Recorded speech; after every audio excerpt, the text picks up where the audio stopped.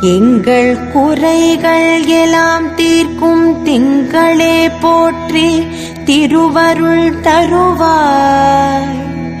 சந்திரா போற்றி சத்குரு போற்றி சங்கடம் தீர்ப்பாய் சதுரா போற்றி. சிறப்புருமணியே செவ்வாய் தேவே குறைவில்லாதருள்வாய் குணமுடன் வாழ. மங்களச் செவ்வாய் மலரடி போற்றி அங்காரகனே அவதிகள் நீக்கு.